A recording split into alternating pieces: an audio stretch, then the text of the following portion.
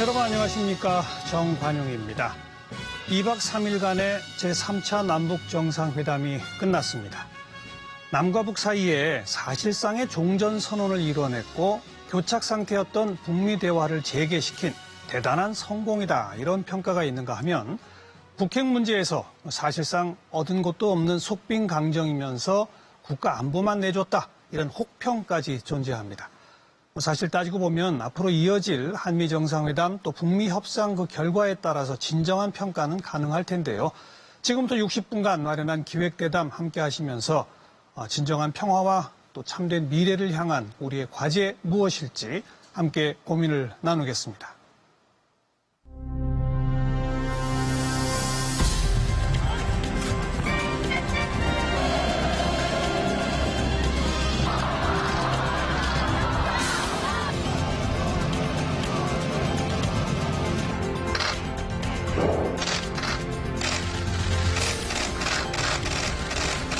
조선 반도를 핵무기도 핵 위협도 없는 평화의 땅으로 만들기 위해 적극 노력해 나가기로 확약하였습니다. 한반도를 항구적 평화지대로 만들어감으로써 우리는 이제 우리의 삶을 정상으로 돌려놓을 수 있게 되었습니다.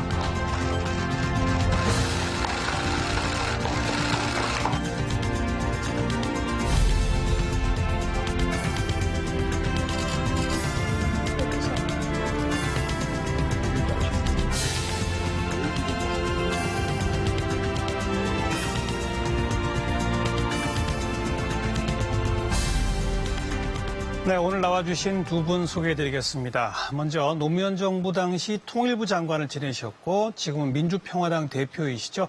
이번에 북한도 함께 다녀오신 정동영 대표 나오셨습니다. 어서 오십시오. 네, 안녕하세요. 네.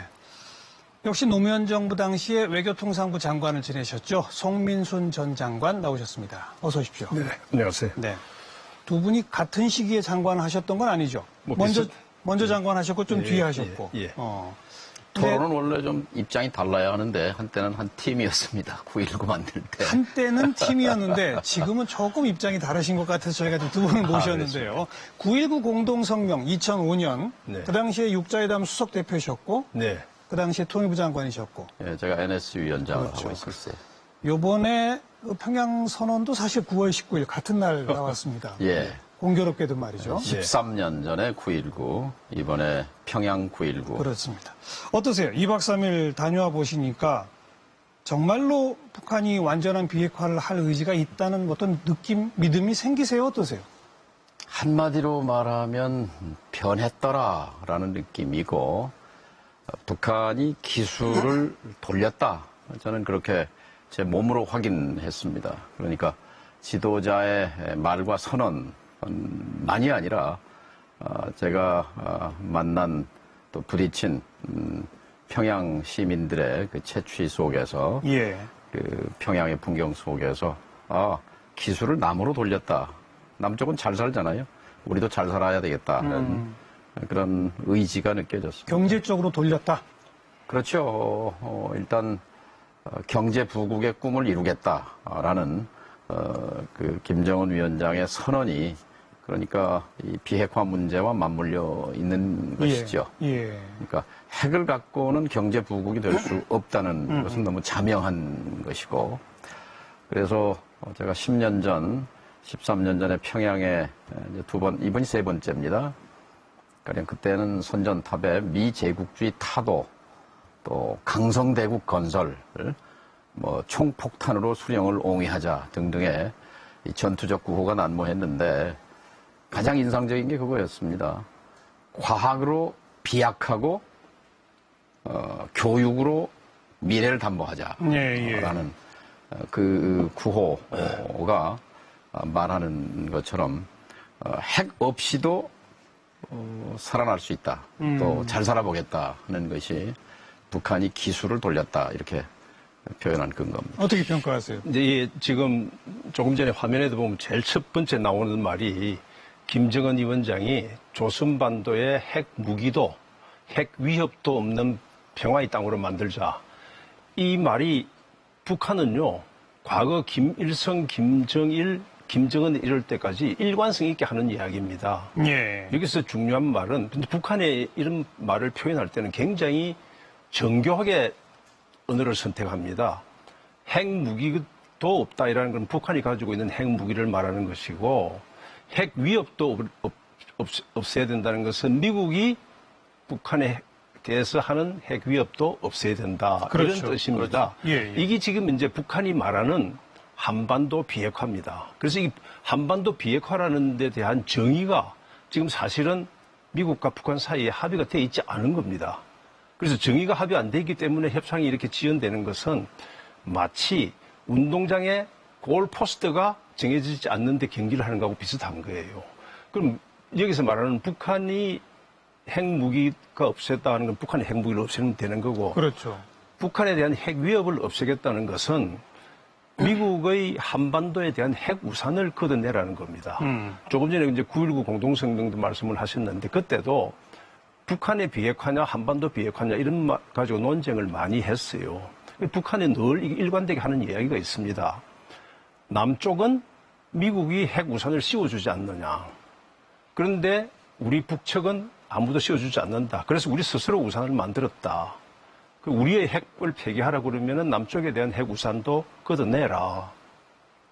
그러면은 이게 남쪽에 대한 미국의 핵 우산의 범위가 어디냐 이것이. 사실 우리는 이제 1992년에 전술 핵무기는 다 철수했지 않았습니까? 미국이 한국에 접근할 수 있는 항공기, 함정, 잠수함 이런 소위 전략무기죠. 이런 것들을 한국에 배치하고 근접할 수 있는 이런 우산을 걷어내라는 거거든요. 그런 상태가 되면은 뭘 의미하냐면 미국은 한국에 있을 수가 없습니다.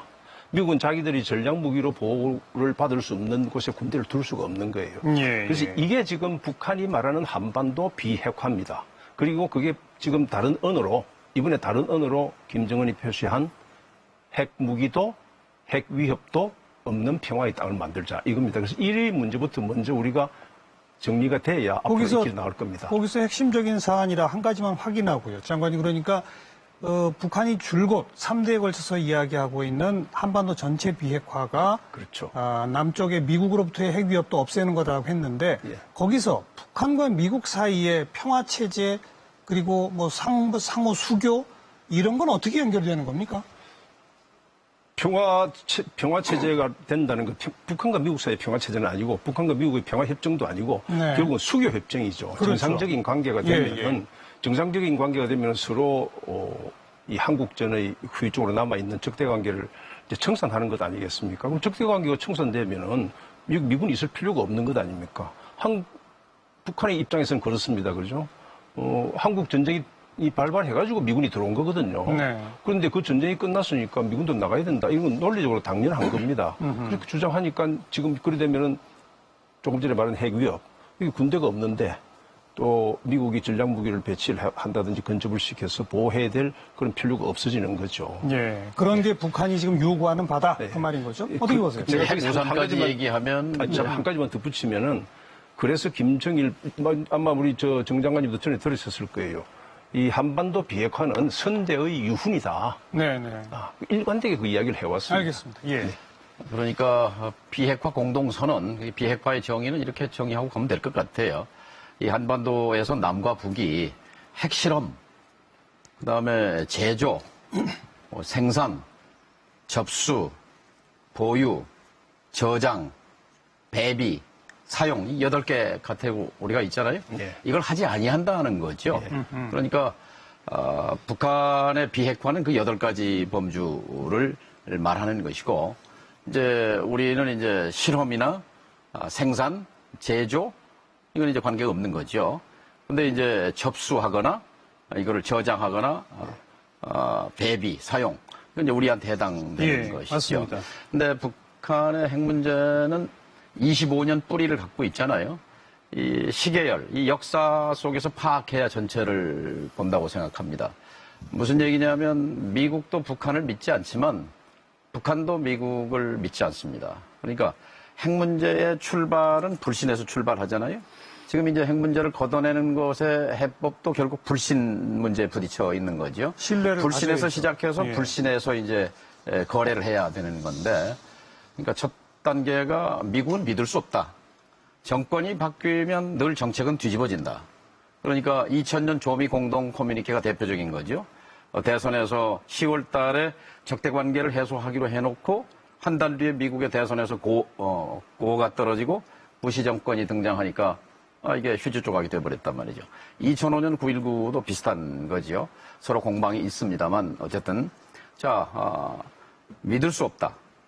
그런데 이제 두 번째 중요한 건 뭐냐면 미국은 두렵다. 네, 네. 공포의 대상이다. 비교가 안 되죠. 북한과 미국이라는 건 세계 초강대국과 이 작은 영토의 작은 인구와 빈약한 이 국력을 가지고 어떻게 미국의 상대가 됩니까? 그런데 이 초강대국 미국이 우리에게 적이란 말이죠. 적. 오래된 적이에요.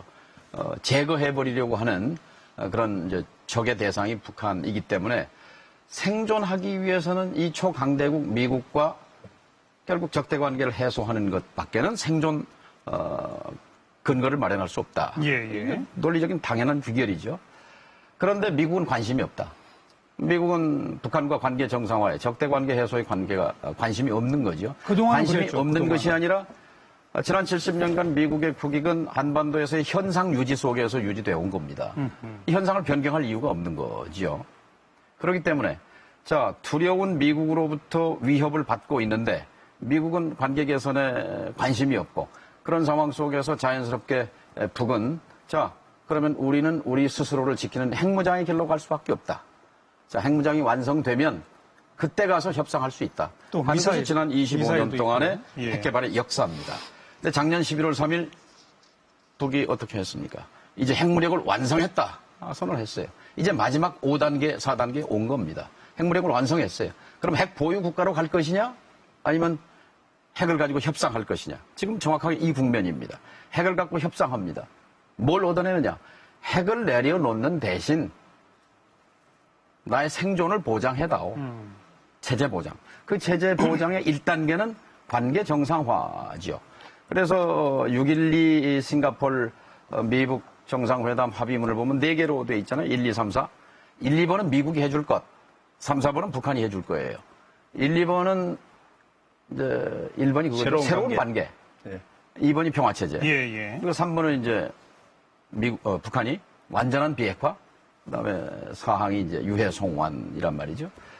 근데 지금 이제 1번, 2번에 맥혀 있는 거죠. 3번 완전한 비핵화를 위해서 나름대로 이제 초기 조치를 지금 취하고 있다고 이제 북은 조치를 취하고 있는 거고 또 이번 9.19 평양 선언에서도 그 일부를 담고 있는 거죠.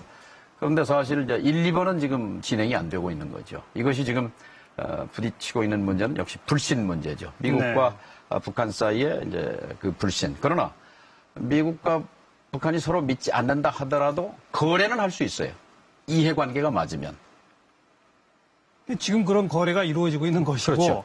지금 이제 두 분 그 사이에서 이제 잠깐만요. 제가 조금 두 분 말씀이 조금씩 중복되기도 해서 예. 그러니까 북한이 진정으로 비핵화의 의지를 가지고 있느냐 없느냐가 사실 핵심 아니겠습니까? 그렇죠. 그리고 그래서 이번 정상회담에서도 북핵 문제에 대해서 모종의 카드를 합의문에는 담기지 않았더라도 뭔가를 내놓은 게 있느냐 없느냐 이게 이제 핵심 아니겠어요? 저는 거래용으로 보는 거죠. 네. 핵을. 근데 어쨌든 대표님께서는 이번에 북한에 가보니까 분명히 북한은 핵을 완전히 내려놓고 북미 수교까지 가고 경제로 좀 가고 싶은 마음이 있는 것 같더라. 이제 그런 생각이신 그렇죠. 거고. 그 대목에서 어떻게 보시냐 이거죠. 북한은 한 번도 핵을 내려놓지 않겠다는 이야기 한 적은 없습니다. 단 그걸 안 하겠다고 한 것은 이제 김정은 위원장이 취임 이후에 소위 그 핵 경제 병진 정책을 선포한 다음에 그렇습니다. 예. 그걸 핵을 완성한 다음에 하겠다. 그래서 이제 작년 연말에 핵 완성했다고 선언하고 지금 북한이 지금 행동하고 있는 것은 핵 국가로서 행동하고 있는 겁니다.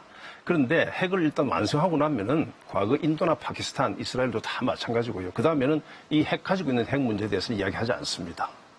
일단 완성하고 나면 지금 그래서 그러니까 우리 정 대표께서 평양 가서 많이 이 방향을 바꿨다. 저는 방향을 바꿨다고 생각을 합니다. 예. 내 포켓에 핵을 가지고 있습니다. 핵을 가지고 있는 상태와 없는 상태는 그건 자신감에서 완전히 다르거든요. 그다음에 이제 지금 이제 말씀하시는 게 맞아요. 북한은 미국을 굉장히 두려워합니다. 네. 공포적인 존재고. 참고로 2차 대전 때 아시아 태평양 지역에 떨어뜨린 TNT가 50만 톤이었는데 한국 전쟁 때 한반도에 주로 북한에 떨어진 TNT가 화약이 60만 톤입니다. 그 정도로 이 폭격에 대한 두려움이 예, 있습니다. 예. 그래서 북한은 미국에 대해서 미국이 북한에 대해서 적대 정책을 해소해라, 관계 정상화해라. 그러면 이제 또 그 다음에 더 추가적으로 하는 거는 체제 안전 보장을 해라. 그렇죠. 그런데 여기서 큰 문제가 있어요. 우선 미국은 핵을 가지고 있는 상태에서 북한하고 관계 정상화 할 수가 없습니다. 핵 가지고 있다고 해서 적대 관계에 있던 나라를 핵 관계 정상화를 해주고 그러면은 미국은 전 세계에서 상대가 다른 나라들이 다 따라갈 겁니다. 그렇죠. 그다음에 예. 두 번째로 이 체제 안전 보장이라는 것은요, 그거는 정의를 내릴 수가 없어요. 지금은 이제 사실 냉전 기간 동안에 미국과 소련이 협상할 때 제일 논란이 많이 되었던 단어가 안전보장이라는 겁니다. 이제 그 미국 사람들은 이제 영어로 내셔널 시큐리티라는 말을 쓰는데 러시아 말로는 그 안전보장이라는 게 브레파스노스트입니다. 이 브레파스노스트라는 거는 영토나 국민의 안전 이런 걸 넘어서서 정권과 체제의 안전을 보장해 줘야 되는 겁니다. 예. 그래서 이게 범위가 훨씬 커요. 그래서 북한이 생각하고 있는 체제 안전 보장 그런 겁니다. 그런데 미국이 또는 다른 나라가 어떻게 북한의 그런 체제를 보장을 해줄 수 있습니까? 그 보장은 결국은 북한의 주민들이 보장하는 거죠. 예. 그래서 이게 안 되기 때문에 이 전체적인 구도가 그렇고 지금은 이제 핵심은 그렇습니다. 뭐 우리 이번에 남북 정상회담이 결국 저는 이제 세 파트로 나눠진다고 보는데 하나는 남북 관계 발전, 하나는 그 북한의 미국에 대한 위협 가능성, 즉 이제 장거리 미사일 발사 시험장 폐기하는 거하고, 예. 그다음에 세 번째는 북한이 우리한테 위협할 수 있는 북한의 핵무기 부분, 이 세 가지 아니겠어요? 우리한테 사실 제일 관심은 우리를 위협할 수 있는 핵무기에 대한 것은 일체 한마디 이야기가 이제 없고, 김정은은 트럼프에게 대해서 트럼프에서 미국 내에서 미국 사람들한테 우리 안전하게 잠 잘 잘 수 있으니까 괜찮다. 앞에 대통령들 다 못하던 거 내가 했다. 이렇게 할 수 있는 카드를 일단 트럼프한테 주고 지금은 이제 플러스 알파를 갖고 이야기를 한다는데 그건 이제 실제 이제 나와 봐야 되겠죠. 우리가 이제 알 수 있는. 그래서 여기서 이제 핵심은 과거에도 말씀이죠. 좋은 합의를 많이 했는데 행동을 누가 먼저 하느냐. 누가 먼저 하느냐. 지금 이제 북한은 지난번에 풍계리 그 핵실험장 폐기하고 이번에 동창리 이 미사일 발사장을 폐기한다.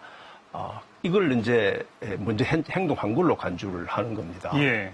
근데 미국서는 사실은 풍계리 이런 거 했기 때문에 싱가포르에서 정상회담 했다. 이제는 핵을 신고를 해라. 일단은 이제 그 핵 물질 무기 시설을 신고를 하게 되면은 그만큼 신고한 쪽은 취약해지는 겁니다. 신고를 하면은 그 다음에는 미국은 미국이 이제 한 6가지 분야에서 여러 가지 제재를 갖고 있는데 그 제재의 일부를 해제를 할 수 있을 거예요. 이런 과정을 지금 만들어 나가야 됩니다. 그런데 이제 누가 그걸 먼저 하느냐? 서로 늘 그게 먼저 안 되는 겁니다. 그래서 이제 지금 제가 보기에는 우리 정부가 문재인 대통령이 그게 서로 먼저 하는 순서를 가지고 좀 접목을 붙이려고 예. 왔다 갔다 하는 건데 이런 이제 그 접목을 붙이려고 하면은 우리가 미국 보고 먼저 제재 해제 좀 해줘라. 장관님 알겠습니다. 예. 한 분 말씀이 좀 두 분 다 좀 길어요. 조금 짧게 끊어갔으면 할게요. 좋겠는데 아무튼 핵심은 장관님 표현은 현존하는 핵 신고를 우선시하는 미국과 그것은 뒤로 돌리려는 북한. 거기에 핵심적 차이다. 이 말씀이죠. 그런 거죠. 어떻게 예. 보세요? 저는 그것이 쟁점이라는 것은 미국의 입장인 것이고 지금 어쨌든 이번 정상회담의 1차 목표는 교착 상태에 빠진 북미 협상을 다시 돌리는 거였잖아요. 그 점에서는 성공한 거지요. 일단 대화는 이제 끝나고 시작됐죠. 돌아오는데 비엔나에서 한반도 특별 대표 비건과 이제 북한의 파트너가 누가 될지 모르지만 거기서 이제 협상을 시작한다는 거니까요. 지금 송 장관께서 말씀하신 그런 내용들은 이제 비엔나 협상에서 다뤄질 문제들이고 그리고 이제 그동안 폼페이오 김영철 라인이 삐걱거렸잖아요. 네. 김영철 부장의 편지가 폼페이오 4차 방북을 무산시킨 빌미였으니까. 근데 제가 이번에 평양에서 그 김영철 부장에게 그런 얘기를 했어요. 미국이 제일 싫어하는 사람이 우리 김 부장입니다. 미국에서 바꾸라고도 하는 것 같은데 어떻게 미국하고 어떻게 통합니까? 그랬더니 이분이 불쑥하는 얘기가 며칠 전에 통화했어요 그러더라고요. 그래서 북미 간에 소통이 이루어지고 있구나 하는 것을 본인이 확인한 거죠. 김영철 부장이 통화했다면 폼페이오 장관이겠죠. 어쨌든 이제 폼페이오 장관이 요청해서 리용호 이제 외무상과 뉴욕에서 이제 만나게 되니까 어쨌든 그동안 난기류에 빠졌던 북미 교섭이, 북미 협상이 이제 궤도로 다시 이제 올라간 거죠. 네. 근데 저는 여기서 핵심이 이제 믿느냐 안 믿느냐, 이건 굉장히 소모적이라고 생각합니다. 제가 2005년도에 김정일 위원장을 만났을 때도 마찬가지였어요. 그때 어쨌든 그 과정을 생각하고 김정일 위원장은 전략적 결단을 내렸어요. 그래서 9.19로 간 거잖아요. 핵을 포기하겠다고. 그때 김정일 위원장의 메시지는 분명했어요. 그 남쪽의 특사인 저에게 미국과 친해지고 싶다. 미국과 관계를 개선하고 싶다 하는 거였어요. 제가 워싱턴에 가서 딕 체니 부통령을 만났습니다. 네오콘의 수장이지 않습니까? 제가 김정일 위원장을 만난 얘기를 설명했어요. 핵심은 그거죠. 피고로 대하지 않고 1대1 주권 국가로서 대한다면 내일이라도 7월 달이라도 육자회담에 복귀하겠다. 그리고 미국과 관계가 적대 관계가 청산된다면 미국이 적이고 우리가 미국에게 적이 아닌 상태가 된다면 핵을 가질 이유가 없지 않느냐. 와서 보면 될 거 아니냐. 다 내놓겠다. 이게 김정일 위원장의 얘기예요. 그때 딕 체니 부통령이 한 말이 있어요. 뭐냐. 당신 그 사람 말 믿어요? Do you believe him? 못 믿는다는 얘기죠. 그때 제 답변은 그런 거였습니다. 지금 체니 부통령이 말한 북한을 믿고 안 믿고는 포인트가 아니다. 핵심이 아니다. 핵심은 김정일 위원장이 말한 그 비핵화에 대한 그 약속을 현실로 옮기기 위해서 그의 말을 묶는 거다. 라고 답변했습니다만 김정은 위원장의 말을 믿을 수 있느냐 없느냐, 행동을 했느냐 마느냐 이렇게 할 것이 아니라 우리가 북한의 비핵화 또 더 크게는 한반도의 비핵화 문제는 실천적 과제죠. 왜냐하면 신뢰가 없기 때문에 그 이행을 통해서 신뢰를 쌓아가는 것. 이것이 북핵 해결 과정 아니겠습니까? 지금 제가 좀 마음이 급해서 그런지 모르겠는데 두 분이 설명을 하시다 보면 자꾸 이제 옛날 얘기가 설명이 돼야 돼요. 그건 뭐 맞습니다만 그건 이제 지난 과정이고요. 어쨌든 지금은 이미 북미 정상이 한번 만난 과거와는 상당히 국면이 달라져 있는 상태입니다.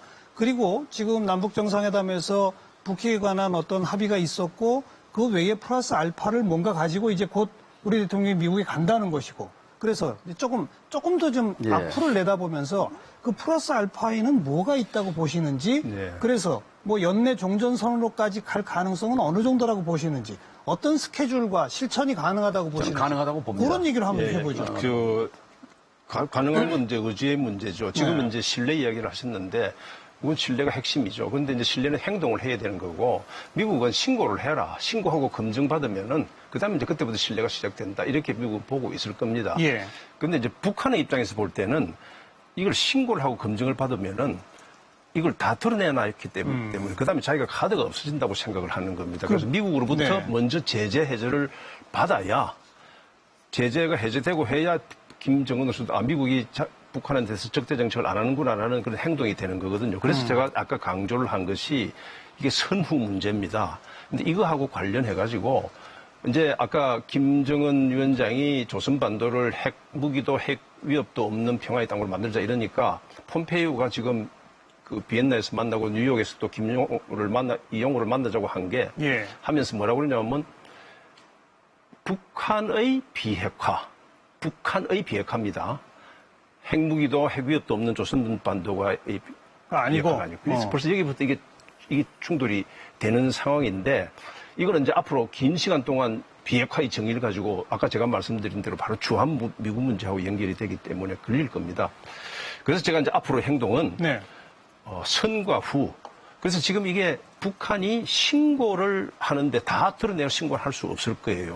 그런데 이번에도 그 영변 시설에 대해서 폐기를 이야기를 하고 북한이 모든 시설 이야기한 게 아니거든요. 예, 그래서 예. 부분적인 신고를 하고 미국도 부분적인 해제를 하고 그죠? 그다음에 더 큰 신고를 하고 또 더 큰 해제를 하고 이러한 단계적으로 나가는 방식이 저는 바람직하다고 보고 이번에 이제 문 대통령이 이 트럼프를 만나면은 지금 우리 정부도 자꾸 패키지를 하자고 그러는데 이 패키지를 해가 통째를 다 묶으면 그 중에서 어느 하나만 빠지면은요 전체가 다 무너집니다. 그래서 패키지를 하지 말고 단계적으로 단계적인 낫다고 보신다. 예, 그러니까 단계적인 신고, 단계적인 해제, 그 다음에 추가적인 신고, 추가적인 해제, 그 다음에 완전한 신고, 완전한 해제 이런 식으로 신뢰를 쌓아가는 그런 방식을 정부가 좀 접근했으면 좋지 않겠나 생각을 합니다. 그 중간 지점 어디에 종전선언이 있습니까, 그럼? 종전선언은요, 이게 지금 종전선언은 굉장히 많은 함의를 갖고 있거든요. 그럼 전쟁이 끝났는데 미군이 왜 있나? 그런데 지금 북한에서는 종전선언 한다고 해서 주한미군은 그 관계 없다 그러죠. 그러면은 예. 이렇게 하면 될 겁니다. 만약에 종전선언 우리 정부가 가장 강하게 이제 밀고 있는 것 같은데, 자, 1953년 7월 27일에 휴전했던 한반도 전쟁은 끝났다. 1항. 2항에 이 선언으로 해서 주한미군의 존재와 한미동맹의 위상에 대해서는 어떤 영향도 주지 않는다. 1, 2항을 묶어서 네. 종전선언을 할 수 있으면은 그 논란이 잠재울 수 있을 거예요. 적어도 남북 정상은 그 2항까지 다 이미 언명을 했습니다. 예, 그러니까 언명을 했는데 이제 선언을 하면은 쓸 거 아닙니까? 쓸 때 같이 쓰는 거죠. 문서화시키는 것까지. 예. 예. 그럼 그것도 부분적 신고, 부분적 그 제재 해제의 중간 단계 정도에 있을 것이다. 이렇게 보신다. 그건 전 앞에서 해도 된다고 봅니다. 미래에 만약에 1, 좋다. 2항이 좋습니다. 종전선언을 1, 2항을 합치면은 여기서 이제 짚어야 할 것은요.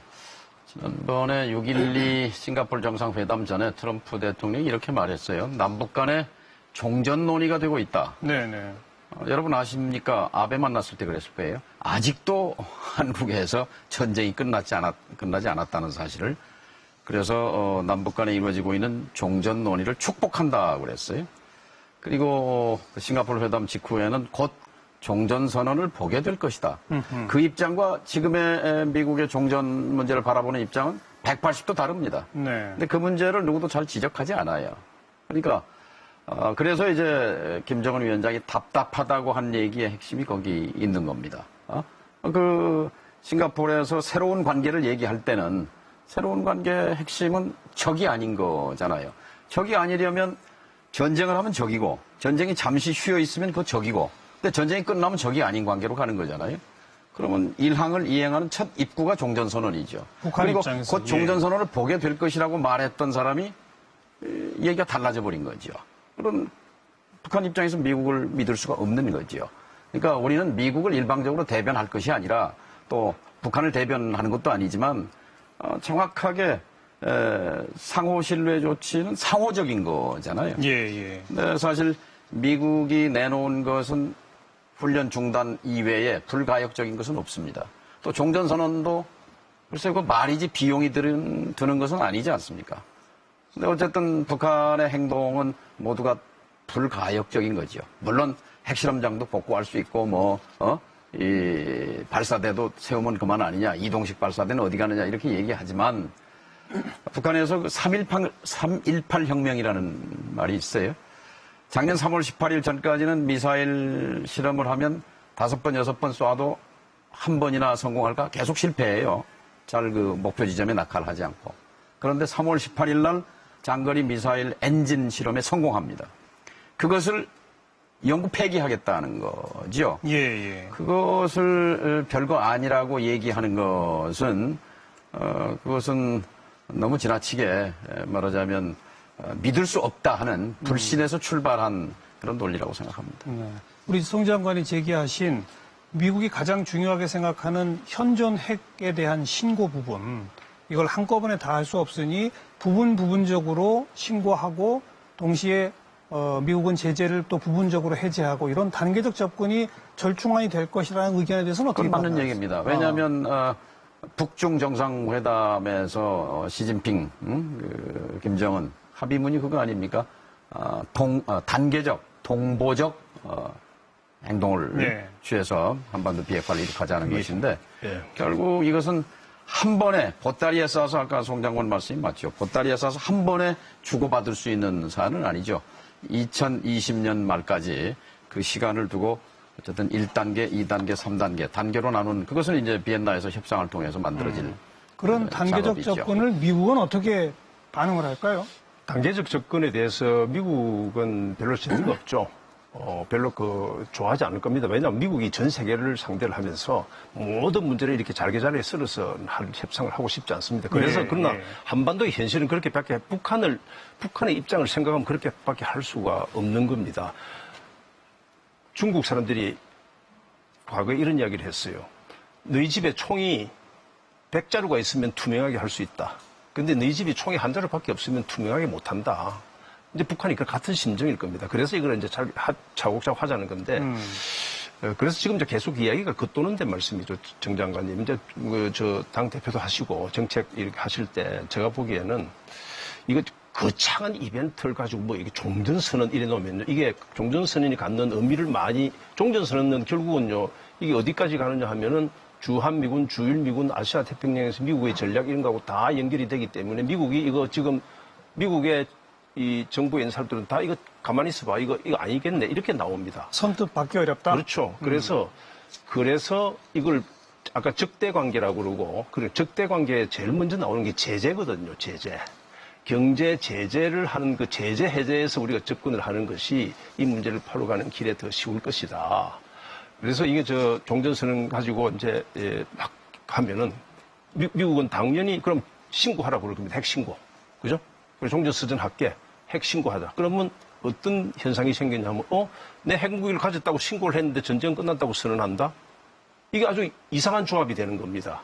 마치 꼭 뭐라고 그러죠? 뜨거운 팥빙수, 이런 비슷하게. 예. 그죠? 그렇게 되잖아요. 내 핵무기 가졌다는데 나 전쟁 끝났다고 한쪽에서는 이렇게 안 되는 겁니다. 그래서 그런. 핵무기를 없애야 전쟁이 끝나는 건데. 그렇지. 그런데. 예. 그래서 이렇게 조합이 안 되는 이걸 갖고 자꾸 이렇게 하는 것보다는 저는 그 제재 해제와 부분 신고, 단계적 제재 해제를 차곡차곡 밀어가는 것이 신뢰도 회복하고 이 문제를 안정적으로 해결해가는 길이 아니겠나. 종전선언을 안 해도 된다는 말씀이에요. 종전선언은 이 단계가 지나가면은 결국은 평화협정 만들어야 될 거 아닙니까? 그럼 원래 전쟁이 끝났다는 선언은 원래는 평화협정의 전문에 나오는 말입니다. 평화협정 1조에 나오는 게 전쟁을 끝났다고 전문에 선언하는 나옵니다. 거죠. 파리협정도 예. 그렇게 돼 있는데요. 그런데 지금 이제 뭐냐면 그 평화협정의 전문만 떼어서 먼저 선언하고 평화협정 자체를 나중에 하자고 그러는데 그럼에도 불구하고 지금 한반도의 상황은 제가 말씀드린 그런 이유로 이게 종전선언이라는 게 굉장히 문제를 복잡하게 만들고 오히려 이것 때문에 핵 지금 협상 전체를 더 풀리는 게 아니라 더 엉클리게 할 수 있다. 그럼 이 말씀은 어떻습니까? 아까 제가 트럼프 대통령이 싱가포르 회담 직후에 곧 종전선언을 보게 될 것이다 해서 왜 변심했다고 생각하십니까? 트럼프 대통령의 말씀은 제가 좀 열람되지만은 본인도 다음에 무슨 말을 할지 모른다. 그냥 뱉어본 얘기였다? 그렇지 않겠습니까? 그런데 왜 지금 미국 다 다른 이야기를 하고 있습니까? 알겠습니다. 한마디만 하면은 어저께 이 한 다음에 트럼프는 김정은하고 만나겠다 이렇게 이야기를 하는데 국무부 대변인은 뭐라고 그럽니까? 트럼프 대통령을 그렇게 미국 대통령을 이상한 사람으로 취급하는 것이 지금 미국 언론과 미국 주류 사회의 시각인데요. 시각이 아니라 실제로 이제 미국 주류 사회에서는 싱가포르 회담을 실패한 미국 외교의 실패작이라고 규정하잖아요. 근데 우리 입장에서 보십시오. 6.12 싱가포르 회담이 실패작입니까? 아니 북미 정상 합의가 있었기 때문에 한반도의 전쟁 국면이 평화 국면으로 대전환을 이룬 거잖아요. 예. 그러면 트럼프 대통령이 그 자리에서 약속한 종전선언을 올해 안에 종전을 우리 하겠다는 판문점 선언과 짝을 이루어서 이것을 밀고 가는 것이 우리가 할 일이지 종전은 어려우니 뒤로 빼자라는 것은 미국 네오콘적 사고입니다. 아니 그게 아니고 종전을 선언하려고 그러면 그냥 조건 없이 종전 선언하자는 게 아니고 항상 그렇습니다. 우리는 보면 조건을 다 빼고 이야기해요. 북한이 핵 폐기하면은 종전 얼마든지 선언한다. 이거는 트럼프 전에 그 전에 부시 대통령도 그렇게 노무현 대통령한테 이야기를 했어요. 근데 그 조건은 지금 이야기를 안 하시기 때문에 그러는 겁니다. 그리고 그죠? 남북 두 정상이 예. 종전선언은 미국이 걱정하는 주한미군 문제라든지 예. 유엔사 문제와 상관이 없다라고 육성으로 얘기하잖아요. 그럼 그 선언에 포함시키면 돼요. 그것도 그 법적인 이야기도 선언에 구속력, 포함시키면 됩니다. 국제법적인 구속력이나 뭐 제도적인 그런 구속력을 갖는 게 아닌 단순히 정말 정치적 선언이라고 규정을 했어요. 알겠습니다. 그런데 그것에 대해서 종전선언을 앞세우면 어렵다라고 얘기하는 논리에 저는 아니, 그걸 지금 받아들이기 어렵습니다. 제가 어렵다는 게 아니라 벌써 그러면 6월 12일 종전선언 이야기 했는데 미국 시키는 대로 아니, 해서는 미국 안 시킨 대로가 되는 거죠. 아니고, 그건 지금 우리 정 대표님 국회에서 쓰시는 용어를 여기서 막 말씀을 하시네. 그 미국 자체에서 벌써 그게 진행이 안 되는 것 아닙니까? 이게 그렇게 종전선언을 하자는 게 이 비핵화 과정 자체를 더 복잡하게 만들고 있기 때문에 이걸 하기 위한 방법을 제가 대안을 제시를 하는 겁니다. 예. 그죠? 저는 두 분의 이 말씀이 대립된다기보다는 상호 보완될 수 있다고 생각합니다. 무슨 뜻이냐면 예. 어쨌든 이번에 정상회담에서 김정은 위원장의 발언도 그렇고 대통령의 발언도 그렇고 귀국 보고에서도 대통령이 특히 종전선언에 힘을 주면서 연내 어떤 목표화하는 그런 우리가 발언들을 쭉 접하지 않았습니까? 그 얘기를 이제 정 대표께서는 미국 트럼프 대통령도 이왕 한 말이 있으니 우리가 그걸 만들어 나가는 것이 과제다. 그렇죠. 이 말씀인데 그걸 만들어 나가기 위해서라도 아마 미국과 북한 사이에서는 신고와 제재 사이에 이런 협상이 있을 것이다. 이 말씀 아니겠어요? 그렇죠. 그게 받쳐줘야죠. 결국 예, 둘은 그렇습니다. 상호 보완적이 될 것 같은데 신고와 제재 해제 사이에 그 미묘한 내용은 우리는 모르는 겁니까? 그럼 왜? 북미 간에만 아는 겁니까? 그건 뭐 지금까지 지금 아까 저 북한 핵 문제가 25년이라고 그랬는데 25년이 아닙니다. 지금 구체적인 60년, 발발한 시간부터 1956년부터 북한은 핵 이걸 개발을 시작해 왔어요. 그래서 그게 뭐 굉장히 뿌리가 깊은 이야기고 지금 이야기하는 제재 해제, 신고, 그다음에 검증하는 이런 문제는 이미 책상 위에 다 올라 있습니다. 제일 이제 지금 문제는 누가 먼저 움직이냐 이겁니다. 예. 근데 미국은 자기가 먼저 움직이질 않아요. 근데 북한은 또 먼저 움직이면 자기가 굴복하는 걸로 생각합니다. 근데 지금은 이제 김정은 위원장이 새로운 스타일을 한다고 하니까 또 그러다가 이제 핵무기를 가진 자의 여유가 있어요. 핵무기를 가진 자의 여유. 그거는 인도, 파키스탄 다 마찬가지였어요. 그래서 먼저 한번 신고를 하는 알겠습니다. 그런 여유를 보일 걸 기대를 해보는 겁니다. 어쨌든 정 장관께서는 뭐 또 미국의 11월 중간 선거라는 것도 의식 안 할 수가 없기 때문에 지금 뭐 일종의 목표처럼 제시되고 있는 뭐 바로 다음 주에 한미 정상회담, 10월 중에 북미 정상회담, 그리고 연내 종전 선언 가능하다고 보세요? 저는 가능하다고 봅니다. 가능하다고 보신다. 이번에 사실 김정은 위원장은 다리를 건넜고 다리를 불살랐다고 생각되고요. 이미, 예. 문재인 대통령도 그랬다고 생각합니다. 네. 그러니까 이 북이 핵을 포기할 수 있는 조건은 남을 믿을 때 포기합니다. 남이 북에게 위협이 난 추저하지요. 남도 북에게는 엄청나게 거대한 상대입니다. 그렇죠. 예. 그런데 남이 자신들을 집어삼킬 의도가 없고 특히 이번 정상회담 16시간 동안 2박 3일 동안에 16시간을 같이 대화를 한 걸로 나오는데요. 그 절반 이상은 아마 핵 문제에 관해서 맞습니다. 깊숙한 그랬다고 대화를 나눴을 것이고 가장 중요한 것은 이제 벌써 3차례 정상회담을 거치면서 남북 정상 간에 신뢰가 쌓인 거거든요. 네. 이제 북이 남을 믿고 남을 의지해서 이제 과감한 행보를 할 수 있다 하는 그것이 굉장히 큰 저는 가능성을 소득이라고 높게 생각합니다. 본다. 가능성을 높게 보세요, 낮게 보세요? 저는 그렇게 그렇게 됐으면 좋겠다는 희망하고 그런 가능성을 보면 가능성은 그렇게 높지 않다고 봅니다. 그리고 지금 정 장관님 이제 지금 보면은 이게 이제 우리 남북 간에 이거 잘 하면은 된다. 이런 게 굉장히 강하고 실제 또 저도 그렇게 생각을 해요. 그렇게 돼야 됩니다, 당연히. 그런데 현실은 북한이 핵심적인 문제에 대해서는 네. 남하고 이야기를 하고 소위 말하면 우리 민족끼리라고 하지는 않습니다. 지금도 아까 이 문 대통령이 북한한테서 무슨 플러스 알파 같은 걸 받았다고 말씀을 하시는데 실제 그런 것 같으면 우리하고 협상을 해서 우리가 미국하고 다시 협상할 수 있어요. 그런데 그렇게는 하질 않고 이 사람들은 뭐 그런 냄새만 풍기고 그다음에 이제 자기 미국하고 직접 하려고 그럴 겁니다. 근데 우리도 지금 말씀하신 그런 취지에서 본다면은 우리도 만약에 남북 간에 이 문제를 실제 해결할 수 있다고 그래, 한반도 안보 문제를 다룰 수 있다고 그러면은 좋다. 서로 신뢰하고 북한도 핵 포기하고 군사적으로 다 뒤로 물리고 평화적으로 살고 이러면은 우리도 사실은 이 한미 동맹도 다 새로운 방향으로 바꿀 수 있지 않겠어요? 네. 그래서 핵심 안보 문제를 우리 민족끼리 이야기할 때 그게 진정한 우리 민족끼리지 경제 사회 문제 가지고 이렇게 우리 민족끼리라고 해서 하고 핵심은 미국하고 이야기하는 그런 현실이 존재한다는 것을 알겠습니다. 봐야 된다 이거죠. 가능성이 대단히 커졌다. 이미 돌아오지 못할 다리를 건넜고 다리를 불살랐다는 판단과 그러나 여전히 우리의 엄존하는 현실로 미국이라는 존재가 있기 때문에 우리 생각만큼 그렇게 쉽게 되지는 않을 것이다. 이런 말씀. 어느 분이 예측이 맞을지는 좀 지켜보면 될 것 같고 오늘 벌써 한 40분가량 가장 핵심적이라고 할 수 있는 그 핵 문제만 갖고 토론을 했는데요. 이번 정상회담에서 또 한 가지 눈에 띄는 것이 남북 간의 군사적 긴장 완화에 관한 획기적 합의를 이루었다는 거거든요. 네. 이걸 그럼 어떻게 평가할 것인지 이것도 지금 시각이 좀 엇갈리는 것 같아서 네. 어떻게 보세요, 그거?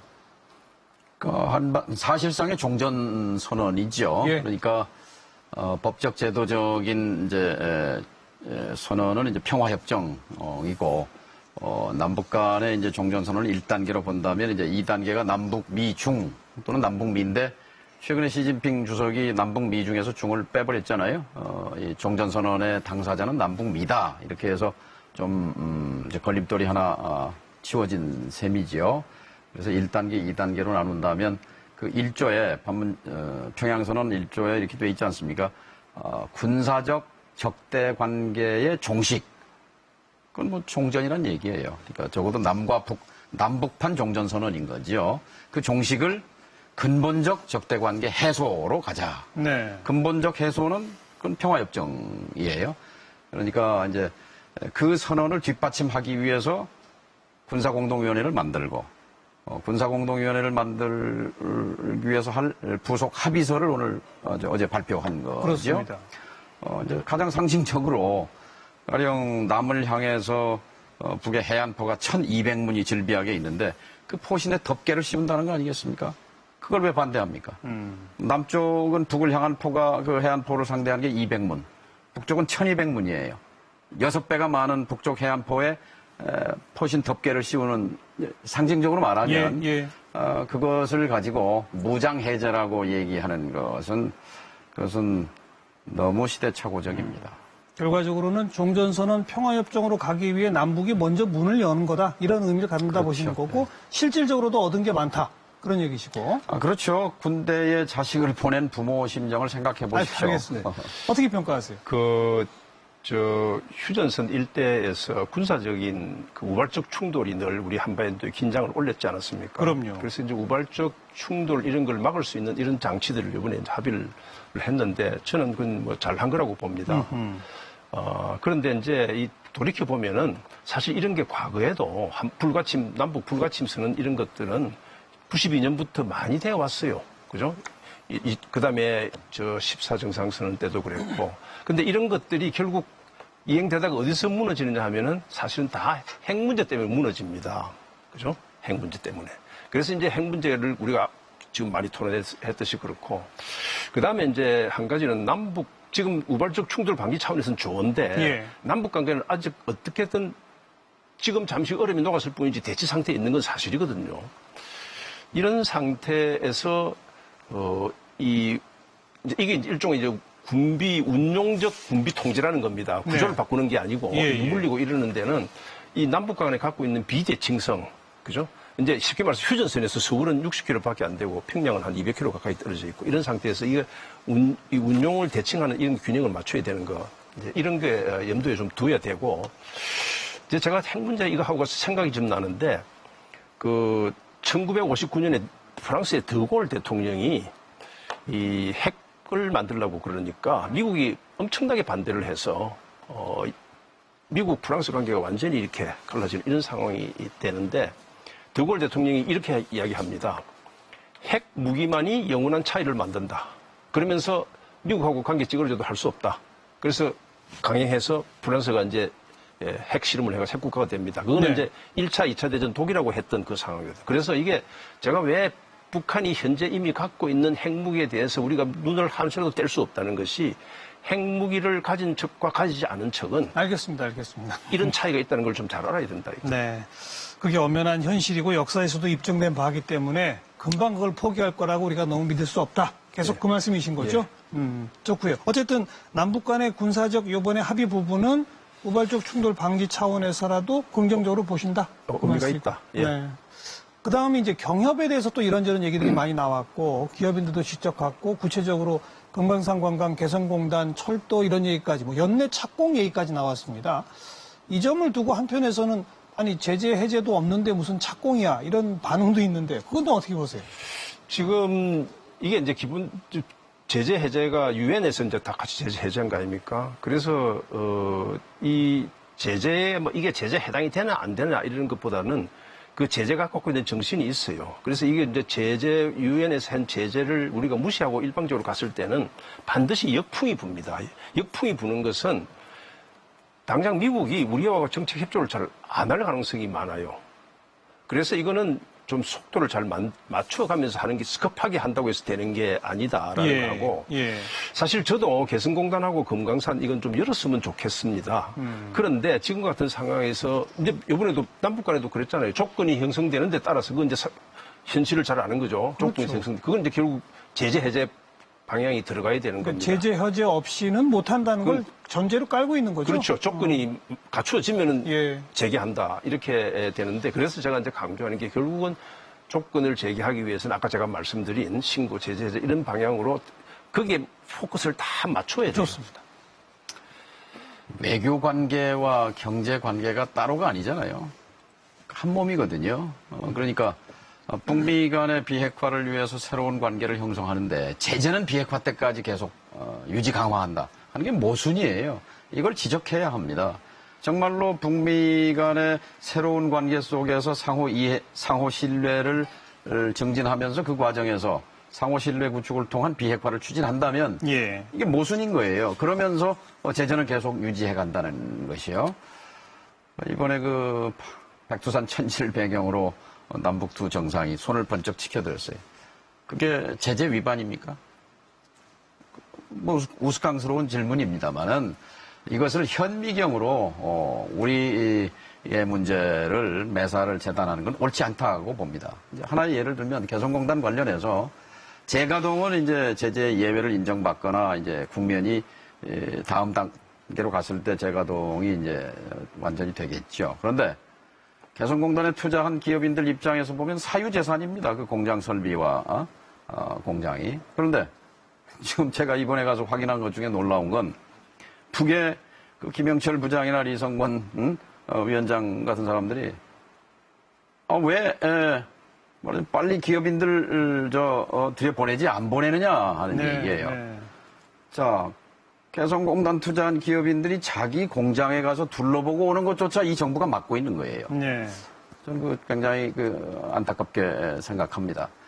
정확하게 중심을 잡고 국제사회의 제재 틀 속에서 행동하는 것은 맞지만 그러나 그 속에서 이렇게 종속되거나 부수적인 관계로 이렇게 전락해서는 안 된다고 좀 더 생각합니다. 과감할 필요가 있다. 그렇죠. 근데 그렇게 개성공단 하다가 방북 허용까지는 충분히 갈 수 있는 거죠. 백두산 천지에서 사진 찍는 것이 제재 대상이 될 수 없듯이. 근데 그러다가 총장관 우려하신 것처럼 한미 간의 공조의 어떤 틀에 조금 지장이 생길 우려 이런 거 어떻게 보세요? 미안한 말씀입니다만 외교관 출신들은 늘 워싱턴을 중심으로 사고합니다. 그런데요.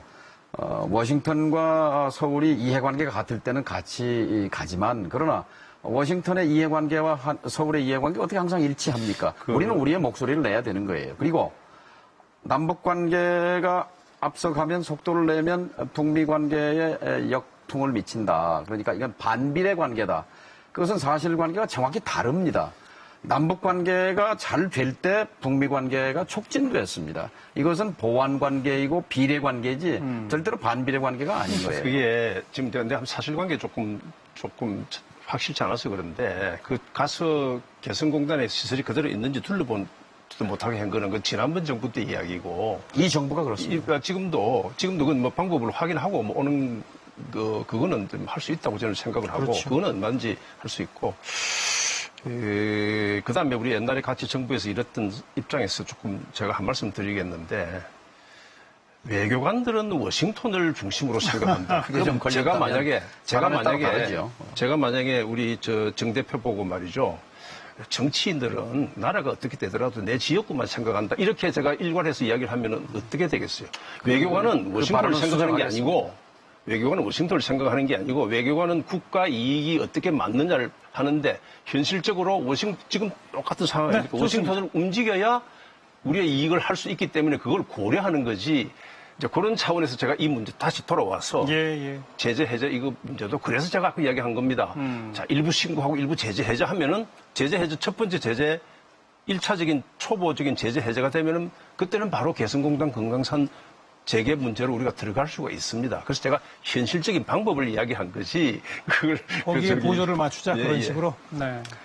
근데 이 북미 핵 협상을 외교 실무 협상으로는 불가능합니다.